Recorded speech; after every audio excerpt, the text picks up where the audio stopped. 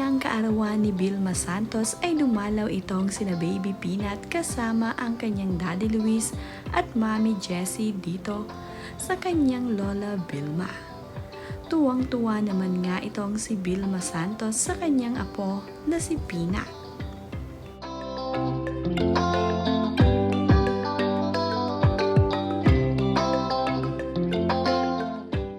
Dahil birthday nga ni Vilma Santos, ay naisipan niyang dalawin nina Jessie Menjola at Luis Manzano itong si Vilma. Masayang masaya naman si Vilma Santos sa tuwing nakakasama niya ang kanyang apo. Mas lalo nga itong naging masaya ngayong kaarawan nito nang makita itong si Baby Peanut.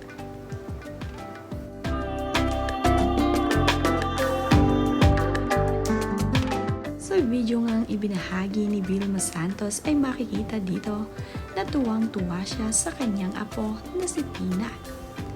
Mayroon din namang mensahe itong si Luis Manzano sa kanyang Mami Vilma na ngayon ay nagdiriwang ng kanyang kaarawan. Nagbahagi pa nga itong si Luis Manzano ng lumang larawan nila ng kanyang ina. Ayon naman nga sa caption ni Luis Manzano sa kanyang ibinahaging larawan ay Happy birthday to the best momsy of Isabela Manzano. We love you at Rosa Vilma Recto. Agad namang sinagot ni Vilma Santos ang mensahe ng kanyang anak. Ayon nga dito kay Vilma ay ha ha ha. I love you, Lucky Jessie, my baby Peanut. Thank you. Si Vice Governor Mark Lebiste nga rin ay mayroong napaka-sweet na mensahe para dito kay Vilma Santos. Ayon nga sa caption ni Mark Lebiste ay Happy birthday, boss, at Rosa Vilma Santos Recto. On your special day, I just wanted to express my appreciation for all that you do, Mom. You've been a great mentor and leader, and I look up to you a lot. God on your upcoming movie, and I wish you a fantastic year ahead po. Love, love, love.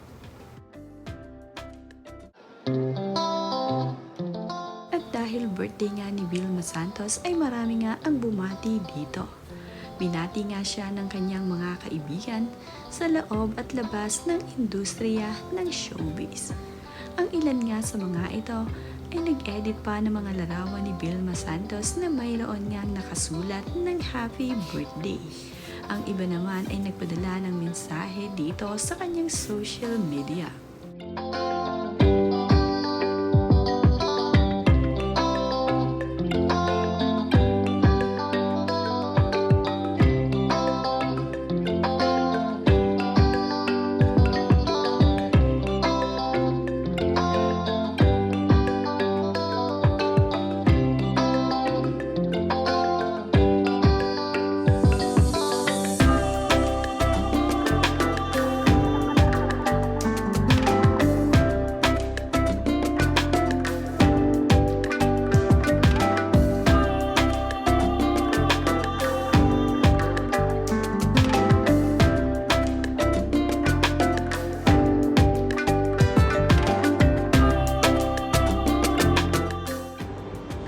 Hello!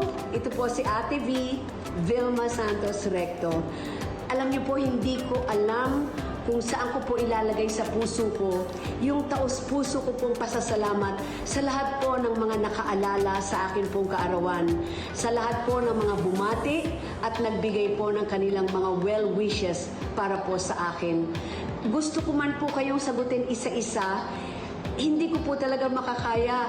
Kaya ang ginawa ko po ay gagawin ko itong video na ito para po sa inyong lahat.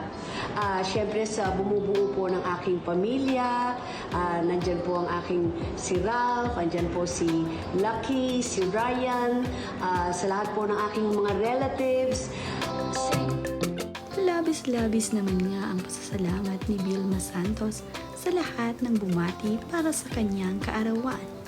Ayon nga dito kay Vilma Santos ay 3 araw na nga daw siyang binabati ng mga ito sa kanyang social media. Ang ilan nga sa kanila ay tinatawagan pa itong si Vilma Santos.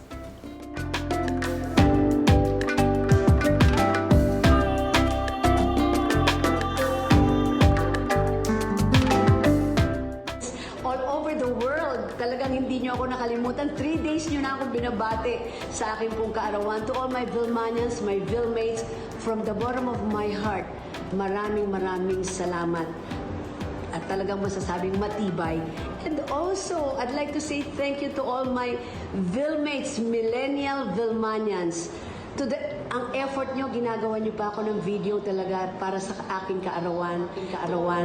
To all my millennial Vilmates, again, also from the bottom of my heart, maraming salamat. Sa tuwing kaarawan nga ni Vilma Santos ay hindi nga siya nakakalimutan ng kanyang mga fans at followers sa social media na hindi ito batiin ng happy birthday. Marami ngang nagmamahal dito kay Vilma Santos kaya naman sa tuwing dumarating ang kaarawan ni Vilma Santos ay labis-labis ang pasasalamat nito sa lahat ng bumabati sa kanya. Mga kaibigan, fans at follower ay hindi nakakalimot dito kay Vilma.